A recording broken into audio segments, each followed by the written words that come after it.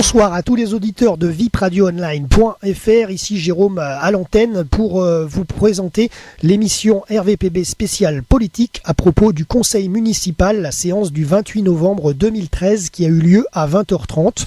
Donc pour commencer, alors pour mémoire, désignation du secrétaire de séance, approbation du procès verbal de la séance du 31 octobre 2013, lecture des décisions, articles 21, 22, 22 du Code général des collectivités territoriales. Concernant les différents points de l'ordre du jour de ce conseil municipal, les finances, le juridique, les travaux, l'éducation, le tourisme, la petite enfance, le sport et bien sûr les questions orales que vous attendrez sûrement en fin d'émission, je pense. Et voilà, alors concernant les présents à ce conseil municipal, évidemment la municipalité était là avec monsieur le maire qui présidait donc ce conseil. Concernant les conseillers municipaux, l'équipe du PS du Parti Socialiste, Marc Orsatti, était présent. L'équipe de madame Françoise Ben était présente, donc avec madame Corveste, et l'équipe de monsieur Ségura. Alors monsieur Ségura n'était pas là ce jour, par contre son équipe était présente. Et concernant donc le public du conseil dont on fait partie, les deux candidats au municipal 2014, monsieur Moschetti et monsieur Raymond Lévy, étaient dans la salle ce soir du conseil municipal à Saint-Laurent-du-Var. Voilà. Pour commencer donc cette partie finance, premier point de l'ordre du jour, le rapport de la CLETC, la CLETES, du 26 octobre 2012, et approbation du montant des attributions de compensation des communes de Lantosque et d'Utel. Voilà, le vote a été unanime. Continuons avec la partie maintenant juridique. Deuxième point de l'ordre du jour, acquisition de la propriété des consorts Guintran, cadastrés section BC numéro 101 et 102 et 158 6 267 avenue des Pugets. Autorisation d'occupation temporaire au bénéfice de madame Aletta Guintran, qui donc payera un loyer de 500 € par mois pour les prochains mois à venir. Le vote a été unanime et ça a été présenté par monsieur Mayen.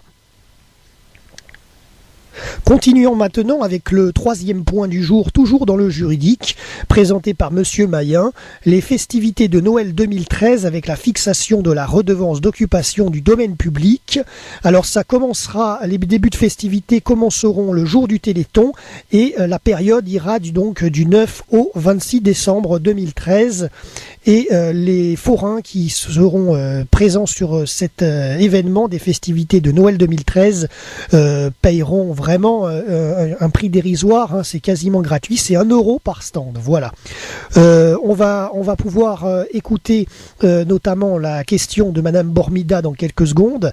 Et juste une précision, les horaires, en fin de semaine, les horaires des festivités de Noël se termineront à 18h30 et à 19h30 le samedi. Voilà. Allez, tout de suite, nous écoutons la question de madame Bormida. Vous situez où les emplacements? Uniquement ici ou il y en a? Il y en a surtout. Alors, ici, il y a le gros manège, l'auto-tamponneuse, la patinoire. Mais après, il y a des micro-manèges sur tout le petit jardin, sur la gare, et puis il y a des peluches qui tournent toute la journée. Et pourquoi avoir choisi 18h30 la fin? Alors, je dis quoi? 18h30, la fin des... Ça s'arrête à 18h30, c'est marqué. Oui, la fin des animations à 18h30. Ah bon? Peut-être qu'il fait trop froid, hein? Je sais pas. On a toujours fait ça, je sais pas. Pourquoi pas 18h30? Je retourne à la question. Voilà. Non, mais c'est ça. Pour le week-end. Oui, mais les gens travaillent quelque part dans la journée, donc le soir, au moins le week-end. En plus, on évite les virées nocturnes de certaines personnes, on arrête. C'est pour les enfants, ça, c'est pas pour les adultes. À 18h30, il faut qu'ils rentrent à la maison, il y a une nounours. Donc, voilà. C'est une heure qui a été choisie avec eux. Mais ça me paraît très sage, 18h30. Oui, non, mais il faut penser que le samedi, par exemple, vous pouvez rester jusqu'à 20h. Il y a les parents. Le samedi, c'est marqué. Le 24 seulement. Ouais. Donc c'est suffit 18h30. Nous aussi, les journées sont longues. Bon, d'autres questions? question. Voilà, ensuite à cette question de Madame Bormida, donc le vote de ce troisième point concernant le juridique, troisième point avec les festivités de Noël a été fait et le vote a été unanime. Passons maintenant à la partie travaux avec le quatrième point de l'ordre du jour, autorisation donnée à Monsieur le maire de signer la convention pour la réalisation et la remise d'ouvrages électriques de distribution publique en vue d'un raccordement collectif pour le D325 078 347 EQ ECU RGSA rue des Gailleurs, Vieux Village à Saint-Laurent-du-Var. Et d'ailleurs, donc, ERDF a signé la convention pour 3170 €. Le vote a été, le quatrième point du jour a été présenté par Monsieur Mananti et le vote des élus du conseil municipal a été unanime avec donc 31 voix.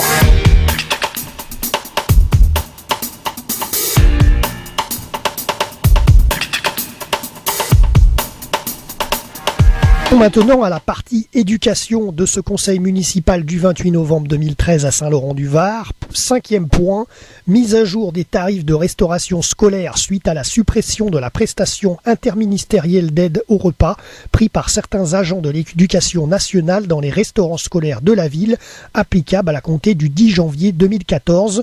Le nouveau tarif sera de 4,53 €. Ça a été présenté par Monsieur Giordano. Et nous allons écouter la question de Monsieur Orsatti. Il faut reconnaître quand même que c'est véritablement une aberration, parce qu'il y avait un problème d'indice, en fait ils payaient le repas en fonction de leur indice, et aujourd'hui on a aligné tout le monde sur le prix maximum. Franchement, même s'il n'y a pas beaucoup d'écart, c'est le rectorat qui le demande, c'est bien ce que je dis, donc non. Le rectorat versait 1,24 € pour les enseignants. C'est l'État qui a supprimé. Qui avait un indice inférieur à 548. Donc l'État a décidé de ne plus verser cet 1,24 €. Et donc nous, on rajoute les 3 € et quelques qui payaient, 3,29 €, je crois. On rajoute les 1,24 € et on arrive à un tarif unique pour tous les enseignants de 4,53 €. Vous êtes satisfait, monsieur? À cette question donc de Monsieur Orsatti, Monsieur Revel le maire demande donc le vote de ce cinquième point du jour et le vote a été unanime. Ensuite, passons au point numéro 6, journée d'apprentissage de poney au centre équestre de la Gasque pour les élèves de la CLIS de Michelis. 1. Autorisation de signature d'une convention pour l'année scolaire 2013-2014, ça a été présenté par Monsieur Giordano pour expliquer un petit peu donc que ces élèves du centre équestre de la Gasque, c'était fait pour les élèves de la CLIS de Michelis, c'est des élèves en difficulté. Le coût a été de 700 €. Voilà. Nous allons écouter la question de Madame Ben. À la suite de cette délibération, mettre l'accent sur l'attitude du gouvernement face à la publication de ce décret qui entraînera le passage de la TVA de 7,5 à 20% pour ces activités. La suppression de ce taux réduit pour les centres équestres fait suite aux injonctions de Bruxelles et doit éviter à la France d'être ainsi condamnée devant la Cour de justice. Mais comme vous le savez, cette branche d'activité représente une force économique. Je connais. Et il apparaît évidemment pas pour moi, que nous avons à peu près un risque pour 6 000 emplois, 2 000 entreprises et 80 000 chevaux qui risquent d'être en danger à la suite de cette décision. J'aborderai pas non plus que les rythmes scolaires risquent aussi de faire peser des difficultés pour ces centres équestres.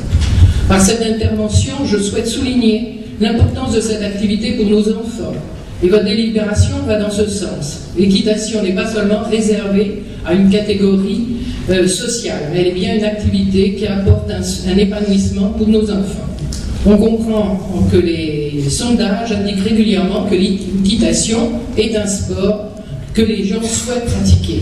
Face à l'incapacité de la France de faire valoir ses positions au niveau européen, face à l'absence de coopération du gouvernement avec les professionnels et face à des mesures d'accompagnement irréalistes, nous devons souligner ce point et le mettre en lumière, ce que je fais par cette déclaration. Merci, monsieur le maire. Que la lumière fût. Que la lumière fût. Bon, alors je suis d'accord avec ce que vous avez dit, je ne sais pas. J'espère bien. À la question donc de Madame Ben, Monsieur le maire a demandé le vote des élus et le vote a été unanime sur ce 6e point du jour. Passons maintenant à la partie tourisme avec le point numéro 7, demande d'approbation de classement de l'Office du tourisme en catégorie 2.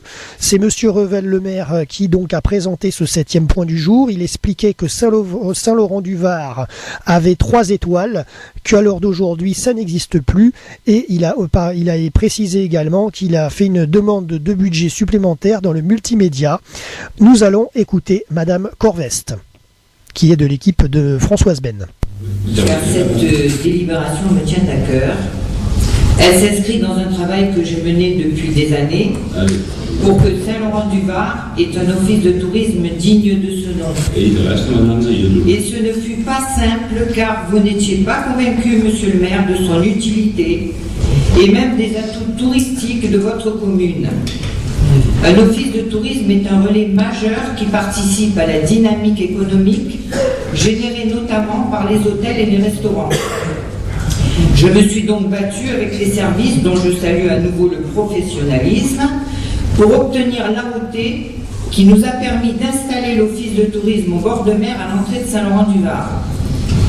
Nous avons travaillé pour obtenir différents labels dont le tourisme handicap, le label Famille Mère Plus, et nous avons engagé la démarche qualité qui nous a été attribuée fin mars 2013.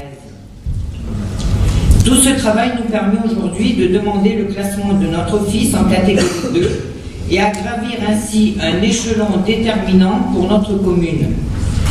Valoriser nos atouts touristiques, c'est valoriser l'image de Saint-Laurent-du-Var, c'est contribuer à générer des emplois dans un département à vocation touristique où nous avons toute notre place. Encore faut-il en être convaincu.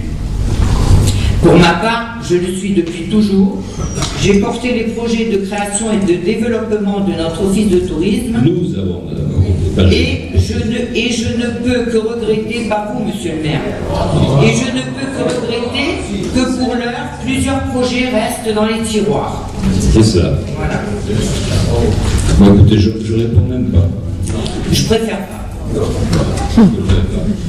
Encore, vous avez été assez sympathique en disant nous et pas je. Parce que si vous avez fait tous ces projets, c'est parce qu'il y a une j'ai précisé avec les services. Oui, c'est ça. Allez. De toute façon, vous accaparez de tout. Je suis quoi?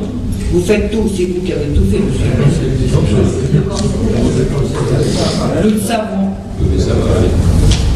Alors on va mettre au voie quand même, classe 2.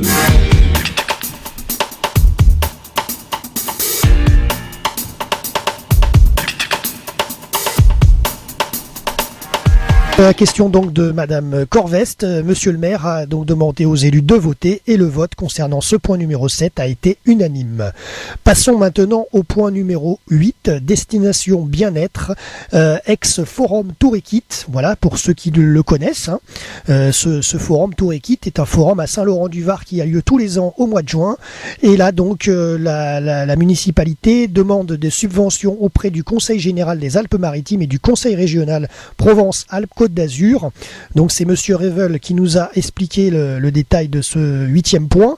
L'événement donc de ce nouveau salon aura lieu en 2014 au mois de juin et donc c'est surtout pour cette demande de subvention auprès du Conseil général mais aussi pour cette nouvelle dénomination, le forum du Tour Équite d'ailleurs que nous avions suivi à RVPB et d'ailleurs qui est la chronique est sur nos blogs YouTube et Dailymotion, vous pouvez d'ailleurs l'écouter. Le forum Tour Équite ne s'appellera plus en 2014 le forum Tour Équite puisqu'on peut mélanger Tour Équite avec équitation alors que c'est le tour équitable, hein, le commerce équitable. Donc la nouvelle dénomination appelée par la mairie concernant ce salon, ce sera le salon Destination Bien-être. Voilà pour la période de juin 2014. Ensuite concernant le vote, donc il y a eu 2 abstentions et sinon évidemment le vote a été approuvé sur 31 voix, 29 voix pour et 2 contre. Voilà, enfin 2 abstentions plutôt, pas 2 contre. Passons maintenant dans cette émission spéciale politique RVPB, passons maintenant à la petite enfance avec le 9e point, demande de subvention auprès de la caisse d'allocation familiale des Alpes-Maritimes pour effectuer différents travaux d'amélioration et de rénovation dans les 5 établissements petite enfance de la commune, achat et installation de mobilier et d'équipements spécifiques. C'est Monsieur Revel, le maire, qui a présenté ce 9e point. Il expliquait que 562 enfants sont inscrits, qu'il y a une participation importante de la CAF, environ 150 assistantes maternelles sont coordonnées sur la municipalité et 800 enfants sont accueillis dans les crèches, et il y a pratiquement a priori toutes les demandes de crèches qui à peu près sont acceptées. Voilà. Nous allons écouter, il n'y avait aucune question sur ce 9e point, mais nous allons écouter Monsieur le maire, Monsieur Revel, qui nous présente le rapport de ce 9e point. Le coût global des établissements de petite enfance est de 3 273 000 euros.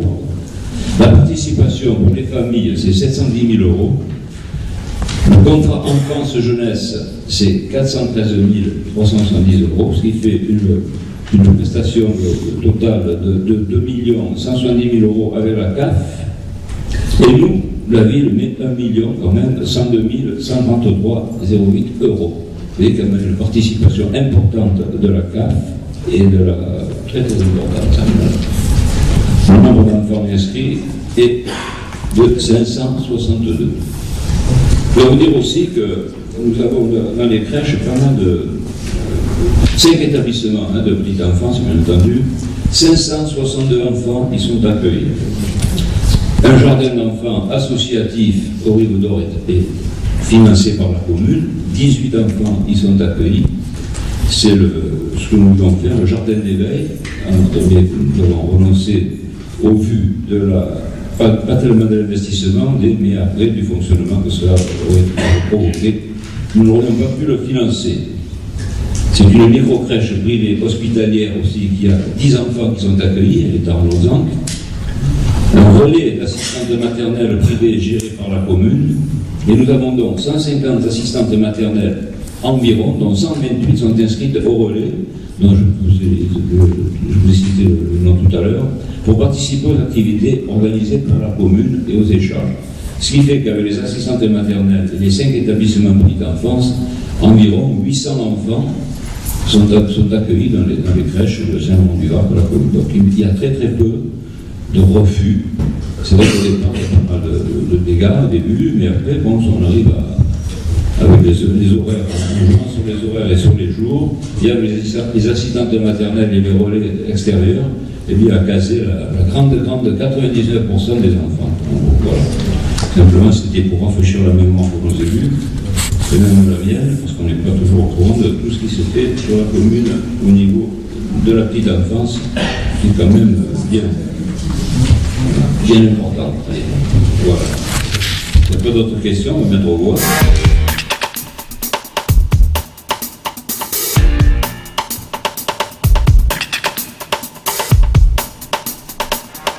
C'est donc au rapport de Monsieur Revel. Nous allons passer au vote et le vote des élus a été unanime pour ce 9e point du jour à l'unanimité, donc 31 voix. Toujours dans la petite enfance, passons au point numéro 10, signature de la charte d'accueil des jeunes enfants handicapés dans les établissements de la petite enfance des Alpes-Maritimes.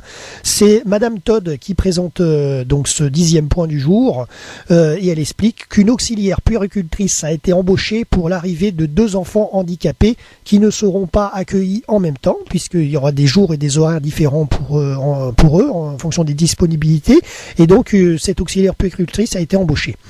Nous allons écouter les questions de Madame Ben et de Madame Corveste et ensuite la question aussi de Monsieur Orsatti. C'est comme vous l'avez dit tout à l'heure, je pense qu'on peut aussi rafraîchir les idées de nos collègues. Parce que l'élaboration de cette charte, elle a été faite, bien entendu, aux réunions de la commission départementale d'accueil du jeune enfant, dans laquelle je siégeais depuis de nombreuses années, conseil général. Il fallait rester avec nous. C'est trop facile, ça, de se mettre de l'autre côté, de dire voilà, c'est pas moi, j'étais là, j'ai fait ça. Non, mais attendez. C'est pas bien ça. Non, mais c'est pas ça. C'est pas gentil. Non, mais de toute façon, ce que vous dites ne sert à rien. Dans tous les projets éducatifs des structures de la petite enfance, figure un article qui est consacré à l'accueil des enfants porteurs de handicap.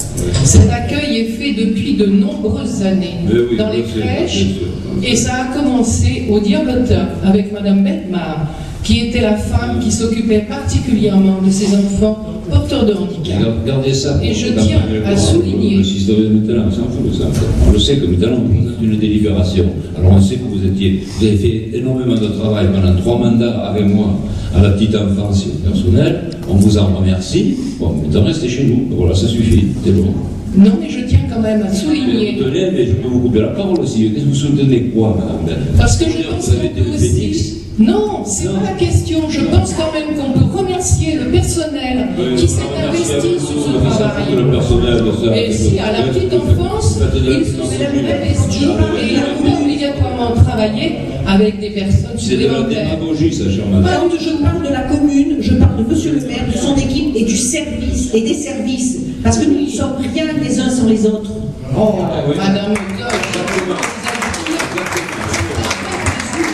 c'est un vrai plaisir de vous avoir entendu. C'est Madame vrai. Todd présente Je une pense délibération que vous auriez pu présenter. Absolument. Voilà, mais comme elle la présente, au moins ayez la décence de dire, comme elle n'a pas votre antériorité, de trouver que ce qu'elle fait c'est déjà pas mal, puisqu'elle elle a le courage de présenter une délibération sur laquelle elle n'a jamais travaillé. Mais C'est vous qui avez travaillé là-dessus, vous avez quitté le navire, comme les rats, voilà, les rats quittent le navire. Ça vous Et là gêne. maintenant vous venez de donner des leçons. Mais arrêtez Madame Pell, vous êtes ridicule là, franchement, vous êtes ridicule.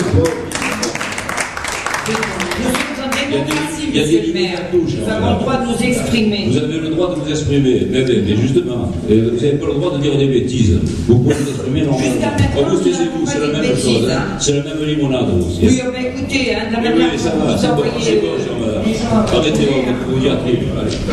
Non, mais je pense que c'était important de souligner le travail du service de la petite enfance et du personnel. Personne n'a été. C'est moi qui ai tout fait.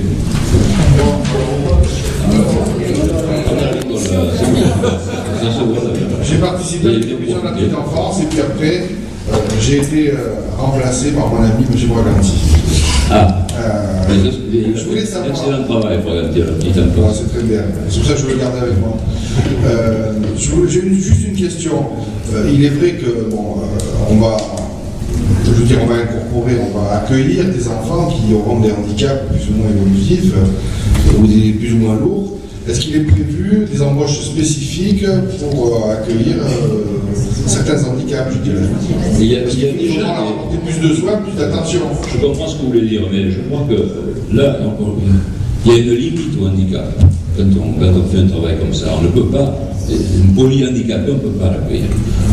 Des autistes, des enfants qui ont eu un léger problème, qui sont handicapés, mais pas trop lourds. Parce qu'un lourd handicap, c'est plus chez nous. C'est dans les. Je ne sais pas comment ça s'appelle. Les CME. Voilà. Bon, ceci étant, est-ce qu'il va y avoir l'embauche de personnel spécifique pour l'accompagnement de ces enfants? C'est déjà en place. Vous avez déjà. Est-ce qu'il est envisagé d'en prendre d'autres ou non? D'embaucher d'autres personnes ou non? Pas pour Pas pour l'instant? On verra. Mais en fait, il ne faut pas beaucoup. Et puis, c'est par secteur. C'est deux demi-journées. Une demi-journée. D'accord. De toute façon, ils ne sont pas tous dans la même crèche, ils sont dans différentes crèches.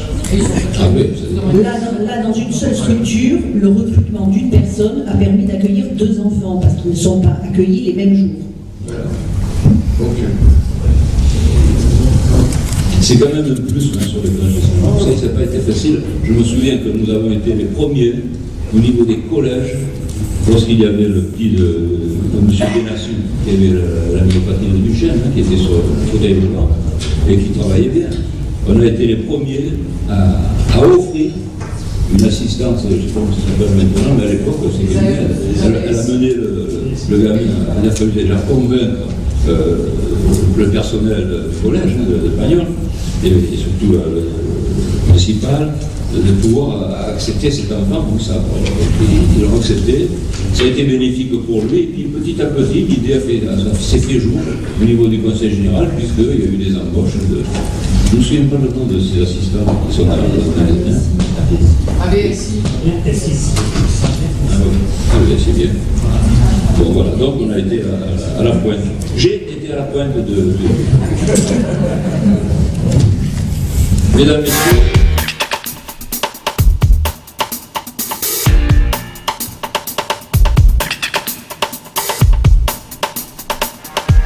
à ces questions de mesdames Ben et Corvest et de monsieur Orsatti, pour le vote, eh bien, ça a été voté à l'unanimité par les élus du conseil municipal pour ce 10e point, la charte d'accueil des jeunes enfants handicapés dans les établissements de la petite enfance. Passons maintenant à la rubrique sport, avec le 11e point du jour qui a été présenté par monsieur Bertani, la demande de subvention au conseil général des Alpes-Maritimes pour le forum des associations Sport en Fête 2014. Alors le montant de la subvention n'a pas été donné en conseil municipal, mais au public en tous les cas, évidemment. Mais par contre, donc concernant le vote, eh bien ça a été unanime parmi les élus du conseil. Sont maintenant sur la rubrique sport au dernier point de l'ordre du jour, le renouvellement de l'adhésion de la commune de Saint-Laurent-du-Var à l'association nationale des élus en charge du sport, qui s'appelle Andes, l'association Andes pour l'année 2014. C'est monsieur Bertani qui a présenté ce 12e point et le vote des élus a été unanime. Continuons cette émission RVPB spéciale politique à propos du conseil municipal de Saint-Laurent-du-Var, séance du 28 novembre 2013. Voilà, après ce vote du 12e point du jour à propos du sport, passons maintenant aux questions orales. Concernant donc les questions orales, monsieur Orsatti a parlé des tags de sa permanence et des travaux de Saint-Laurent-du-Var. L'adjoint au maire, monsieur Manenti, lui a répondu, ainsi que monsieur le maire. Nous allons donc écouter ces questions-réponses, ainsi que les réactions aussi de monsieur Besson et de monsieur Orsatti à nouveau. Monsieur Braganti aussi a évoqué quelques mots, ainsi que monsieur Besson à nouveau. Et pour terminer, il y a eu dans ces questions orales une intervention à la fin du conseil de monsieur Revel pour proposer, pour annoncer son soutien aux salariés du journal quotidien local Nice Matin. Voilà, enfin je vous laisse écouter toutes ces questions orales et on se retrouve juste après pour clôturer l'émission radio spéciale politique Saint-Laurent-du-Var. Je voulais... notre chemin de croix. Le chemin de croix, vous savez, moi j'en ai fait de multiples de chemins de croix. Il n'y a aucune embûche qui m'a empêché d'avancer. Nous avons constaté, malheureusement, alors, pour l'instant on ne peut accuser personne, que notre bureau des élus a été tagué. Je trouve ça honteux et scandaleux, et nous avons déposé plainte. Ça c'est un premier point. Et la personne ou les personnes qui se sont amusées à faire ça, je les considère ce soir comme des lâches, parce que s'ils ont quelque chose à nous dire, et s'ils veulent nous affronter politiquement, ils peuvent nous affronter politiquement. Et aller faire des tags, je trouve ça d'une lâcheté, d'une bassesse inqualifiable. Voilà. Donc il y a la caméra qui est au-dessus, j'espère effectivement qu'elle a pu fonctionner, et on verra bien qui est le lâche, ou les lâches qui se sont amusés à faire ce genre de tag pendant que nous on travaille sur le terrain et qu'on fait des propositions concrètes. On fait une véritable campagne où on n'attaque personne. Ça c'est un premier point. Le deuxième point, c'est concernant les travaux de Saint-Laurent-du-Var. Bon, il s'avère qu'il y a des travaux qui sont faits dans l'urgence par le fait qu'il y a un problème de canalisation, donc ça prend un certain temps. Je trouve un peu, moi je trouve que ça dure un peu longtemps, mais peut-être qu'il y a une réelle nécessité. Ce qui serait bien, c'est que par rapport à l'ensemble des travaux qui sont faits sur la ville, on puisse coordonner ces travaux et qu'ils ne se fassent pas tous en même temps, parce qu'il y a l'histoire de l'avenue des Plantiers, en même temps il y a le problème de la gare, et puis il y a un problème avenue au Rascas, et puis il y en a un autre quand on revient à la rue quand on revient de la chapelle Jeanne d'Arc, ça s'appelle avenue Jeanne d'Arc.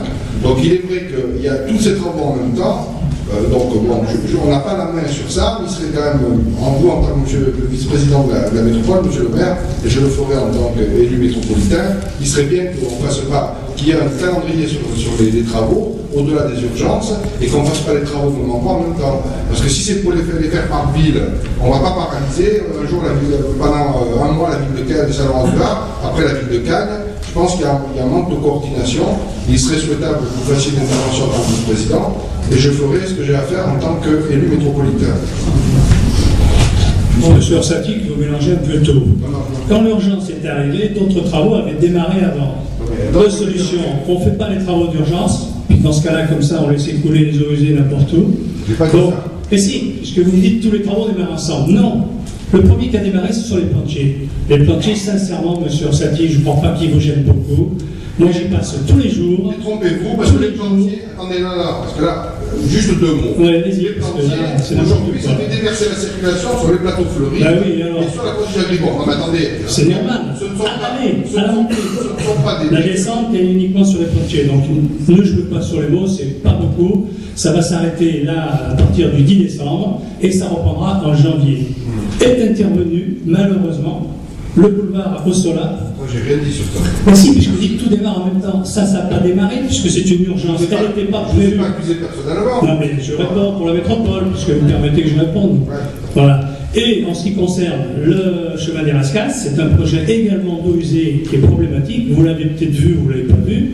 On est en train de changer des réseaux et de mettre des bus de 1 mètre de diamètre, alors que jusqu'à présent, nous avions des bus de 400 et qui étaient toutes démolies. Qu'est-ce que vous voulez qu'on y fasse? Sur le fondement, la nécessité, voilà. je comprends aisément, mais il faut faire des travaux. Le problème, c'est que c'est une ville où déjà la circulation est compliquée. Avoir 4 chantiers en même temps, plus effectivement le problème de la conduite des stocks qui n'est pas réglé, je veux dire, ça fait beaucoup. Il y a quand même 8 000 mouvements pendulaires qui se font sur Saint-Laurent des jours, et c'est qu'aujourd'hui, en dehors des périodes scolaires, c'est un peu plus fluide, mais pendant les périodes scolaires, on rencontre de grosses difficultés. Voilà. Et ailleurs, il n'y a pas de bouchons ailleurs, c'est parce que c'est fluide, il n'y a pas 8 km de bouchons sur l'autoroute et tout, non, mais vous ignorez tout ça. Je n'ai pas dit ça. Mais si, c'est la même chose. Sur Sati, c'est le même problème dans toutes les villes. Pas l'évidence, je ne vous ai pas dit que c'était pas les jours. Est-ce que je vous ai dit que c'était pas pareil ailleurs? Moi, je vous ai dit. Voilà, je ne vous ai pas dit. Je vous dis qu'effectivement, ça pose un problème aujourd'hui dans une commune où il y a déjà un problème de circulation qui vient se rajouter. Et à partir du moment où il y avait ces urgences, je l'entends bien, à ce moment où il y a une canalisation qui est défectueuse et où la route s'effondre, il faut bien faire les travaux. Ça, jusque-là, je peux comprendre. Les travaux qui se superposent, je veux dire, ça pose un réel problème. Je vous rappelle, le problème de circulation, c'est problématique. Voilà. C'est pas pour ça que je vais aller distribuer des pains au chocolat. Soyez rassurés, les travaux d'urgence seront bientôt terminés. Est-ce que vous avez justement une date? Est-ce que vous avez une date? Les commerçants On a une date. On va rouvrir le boulevard Ossola dans le sens est-ouest. Vous verrez les affiches à partir de lundi. En principe, on va commencer à les mettre pour avertir la population que le boulevard Ossola sera rouvert dans le sens est-ouest. Seulement est-ouest, entre la gare et le rond-point de la chapelle Jeanne d'Arc. Et le passage continuera toujours à être avec un feu rouge? Le passage, on va inverser le sens des voies. Voilà, pour continuer les travaux vers la voie ferrée.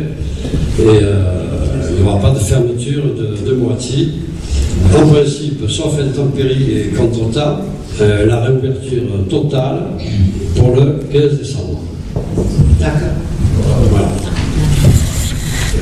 Je voudrais simplement ajouter que vraiment on n'a pas de chance. En pleine période électorale, on aurait pu s'en passer de ça. Je n'ai pas fait un argument électoral. On l'a pas fait exprès. Non, mais. Je n'ai pas fait un argument électoral. Et concernant la circulation, ça fait longtemps que je vous ai fait des propositions. Non, ça n'a rien à voir. On vous rend service en plus. Donc, on vous apporte sur un plateau, pas de croissant, mais un plateau de nous critiquer, de casser la municipalité. Il y a des bouchons. Il y a des trajets FUCA aussi, vous pouvez le prendre. Suivez la ligne jaune, vous savez, ça marche bien aussi. Vous devenez déraisonnable, monsieur le maire. Écoute, non, parce que ça m'amuse, parce que je veux dire. D'ailleurs, je ne vous ai pas accusé. On s'est battu toute la nuit pour avoir l'argent pour faire les travaux. Et tout le temps, on ne fait pas les travaux, on fait pas les travaux, on fait pas les travaux. Bon, à partir du moment où on a l'argent, on attaque les plantiers et les plusieurs, on ne fait pas ce qu'on devrait faire, on doit faire toute l'avenue d'Audet. Le cimetière, on n'a pas fait. Je n'y ai pas parce que je suis intervenu en métropole pour ces travaux également, vous vous en souvenez? Je ne me souviens pas. Ah bon? On n'avait jamais en métropole. Donc, on a fait. Les plus jeunes doivent faire l'avenue d'Audet. Bon, on a reçu 300 000 € sur 3,5 millions qu'on devait faire de travaux. 300 000 € de la métropole. Et après, il a fallu qu'on allait se battre pour avoir un peu d'argent. On a puisé sur le récurrent qu'on a de 1,3 million pour essayer de. Ça est bien sorti. Monsieur mon ami Manenti, il s'est battu aussi, il est arrivé là. On a envoyé à la métropole déjà, comme c'est les trucs budgétaires, on a envoyé ce qu'on demande pour on a 3 millions, on demande encore de travaux, et on devrait les avoir. Alors c'est que vraiment il y a un problème grave. Alors, on ne peut pas toujours dire c'est la faute de la métropole, parce que la métropole c'est nous aussi, mais il y a quelque chose de significatif là-dessus, c'est que il y a beaucoup de communes qui n'ont pas reçu la dotation qu'elles étaient en droit de recevoir et d'attendre. Vous l'avez vu, votre amie, comment elle s'appelle, Mme Gaziano, elle a dit que je râlais, mais c'est normal. Et il y a peu de maires qui râlent. Les autres n'osent pas, moi je vois ma gueule, c'est pas grave, mais il faut bien le faire. On ne peut pas avoir tout ce qu'on avait prévu. Mais ça, les prévisions, c'est pas des trucs pour embellir, c'est des trucs pour faire le travail courant et dont on a besoin. Alors là, ça tombe et c'est tout en même temps. C'est vrai, on en est désolé, parce que nous aussi on est dans les embouteillages, mais on ne peut pas faire autrement. En plus, il nous arrive le plus des défilages, il faut changer le flux de mine, les hauts solaires qui s'effondrent. Je veux dire, c'est pas la faute à certains Laurentins, mais c'est comme ça. Donc, on en est mariés, je vous dis, c'est bien pour vous, ça vous permet d'évoluer, de distribuer des trucs, la corniche fanesque, parce que peut-être trompez-vous, la corniche fanesque, lorsqu'on aura arrangé le truc, on gardera un feu. Il est prévu le feu, il y a les trottoirs, mais c'est sûr, ce sera plus sympa, mais le feu demeurera. S'il n'y a pas de feu, on a 2 morts tous les jours. En plus, on a fait. On a été pendant des années sans feu, il n'y a pas eu tant de morts que ça sur les jeunes. Mais il n'y avait pas autant de voitures. On peut très bien ralentir la circulation sur la corniche Fanestock sans mettre cela. Avec des clous. Avec des clous. On peut très bien la ralentir puisqu'on a fait des plateformes. Ah, mais c'est nul, ça, les mecs qui vont aussi vite. Allez. Écoutez, voilà. On nous demande des ralentisseurs partout. Partout. C'est bien. Allez, on met des ralentisseurs, et les 2 derniers qu'on a mis des ralentisseurs, on vient nous voir 15 jours après, il faut les enlever, ça fait du bruit. Voilà, parce qu'on a même un peu de civisme pour ne pas rouler à 150 à l'heure dans la ville. Et déjà, quand tu roules à 50, ça va vite. Pour celui qui est à côté, c'est... Alors, il y a un problème. Moi, je ne veux pas faire de démagogie, je n'ai jamais fait. Je ne vais pas commencer aujourd'hui à dire que je vous promets la lune, et je vous donnerai des croissants de lune. Non, je ne fais pas ça. Je veux dire, on a du travail à faire, on le fait correctement. Il y a des Laurentins, ils jugent, si ça n'aura pas plus qu'on le fait. Le débat politique peut avoir lieu. Chacun peut avoir son projet. Moi, je pense qu'en matière de circulation, j'ai pas de projet. Justement, moi j'en ai pour vous, ne vous inquiétez pas. Mais justement, je le mettrai en place en mars 2014. Attention, vous les paierez.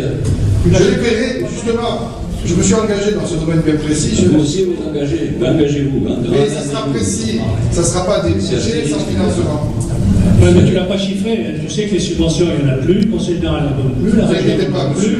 Et ce qui est plus grave, M. Orsatti, c'est qu'aujourd'hui, les banques ne prêtent plus. On a un jour, avec les investissements qui vont être faits sans aucune ouverture de crédit. Aujourd'hui, c'est le cas. Encore aujourd'hui, nous avons demandé 1,5 million d'euros aux banques. Une banque nous a répondu, on dit peut-être je fais que 50%. Et le reste, on le prend où? Vous avez un gros problème sur cette idée. On verra. Mais c'est prévu. On verra. Peut-être qu'il va faire appel au fonds européen. Ça, vous ne l'avez jamais fait. Je sais que c'est très compliqué, je le sais. Je connais, je discuté avec certains. Nous ne sommes pas éligibles au fonds fédéral. Monsieur Orsatti, gardez-vous-y bien au chaud, il y aura une commission de circulation dans peu de temps. Merci, monsieur.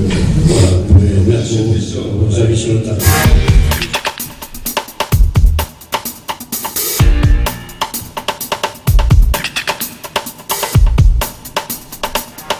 Toujours dans les questions orales de ce conseil municipal de Saint-Laurent-du-Var du 28 novembre 2013, écoutons les réactions de messieurs Besson, Orsatti et Braganti. Ça vous a fait mal, vraiment, avoué, monsieur. Parce que vous faites que le répéter. Écoutez, ça a été très bien accueilli par les gens, vous voyez. C'est amusant. Non, mais c'est des allusions, vous savez, qui sont... Ça n'a pas de sens. Non. Moi, j'estime que ça n'a pas de sens. Vous voyez. Travailler dans du concret, oui, mais ça a été bien accueilli, c'est tout. Vous êtes pas content parce que c'est vous qui avez payé le croissant? Ah non, j'ai rien payé du tout. Ce qui est quand même paradoxal, moi ça m'a pas fait mal parce que les croissants je peux me les manger chez moi.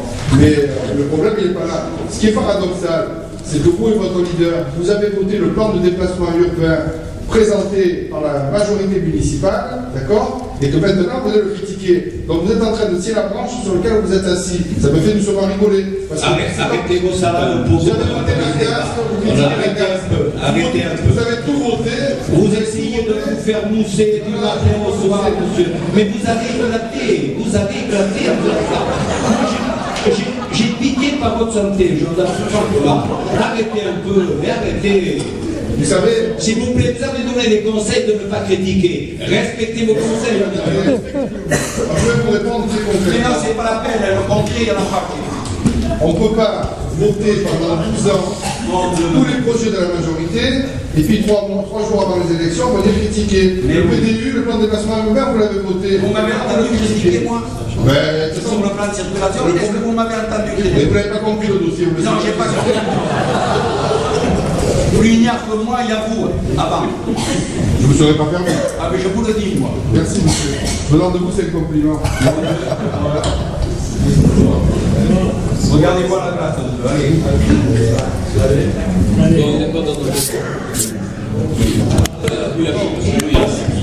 Chaque année, la dernière séance au mois de décembre, il y avait une petite collation entre tous les élus. Cette année, c'est terminé alors. On ne peut pas, non, parce qu'on fait le truc à 20h30 et... Ah, mais d'habitude, on le faisait à 18h30. Ouais, mais là, non. Là, il y a trop d'animosité. Non, pas du tout. Pas du tout. Non, mais c'était question que ce soit plus convivial. Pas du tout. S'il y en a un qui n'a pas d'animosité ici, c'est bien moi, d'ailleurs. Vous vous régalez quand même. On vous offre tous sur le plateau. Sauf les poissons. Mais il ne faut pas le prendre comme ça, monsieur. Mais non, mais il y a des choses qui sont très graves. Il n'a même pas le courage de marquer socialiste, vous voyez. Monsieur, il n'est plus. Il est plus.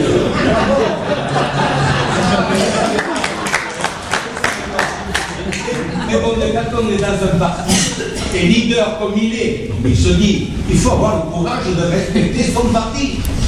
Bon, je sais que c'est le frère de Hollande, hein. C'est avec des capacités extraordinaires. Et je peux vous dire une chose, que s'il a pris le maire, on le fera tous travailler, hein, parce qu'il va faire d'une ville extraordinaire. Extraordinaire. Il a une capacité. Pour ça, moi, je m'abaisse à l'écoute, mais mon Dieu.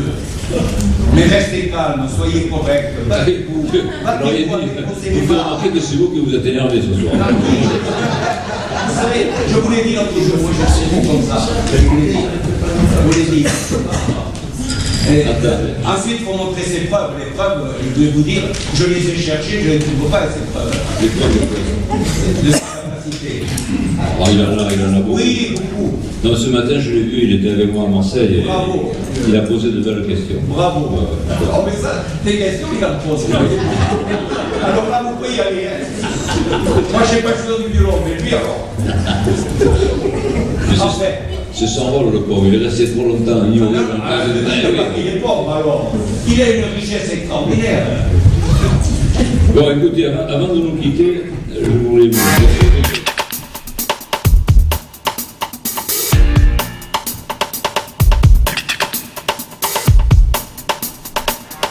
Vous écoutez les questions orales du conseil municipal de Saint-Laurent-du-Var dans cette émission RVPB spéciale politique. Tout de suite, écoutons la réaction de Monsieur Revel et de Madame Ben également à propos du soutien que propose Monsieur le maire à Nice Matin. Je voudrais qu'on fasse une petite motion de soutien, ça va vous faire rire, hein, au quotidien régional, à Nice Matin et à ses salariés. Oui. Alors, je vous fais une proposition. Considérant que la pluralité de l'information est une condition essentielle de la vie démocratique, considérant que la presse quotidienne régionale est un des piliers de l'information locale et qu'elle assure un réel service d'information, quelquefois de désinformation aussi, mais bon, on ne le mettra pas.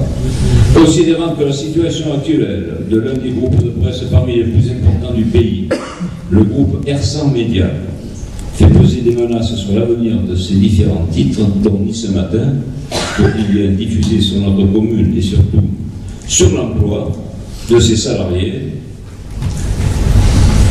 Considérant que ce groupe s'apprête aujourd'hui à mettre en œuvre un plan social prévoyant la suppression de quelques 200 emplois, soit près de 25 de la masse salariale actuelle, alors qu'il a récemment fait l'objet d'une relance accompagnée par l'État, le conseil municipal de Saint-Laurent-du-Var rappelle son respect du pluralisme de la presse et de l'indépendance des journalistes, exprime son inquiétude devant les emplois menacés au sein du groupe R100 Média et l'équilibre général d'une grande entreprise de presse régionale, considère que la presse et les journaux ne sont pas des acteurs économiques comme les autres et qu'ils relèvent de la liberté de la presse et d'une certaine déontologie, affirme son soutien à tous les salariés de GHN et souhaite, tout comme eux, que l'équilibre et la cohérence économique du groupe soient préservés, ainsi que les salaires.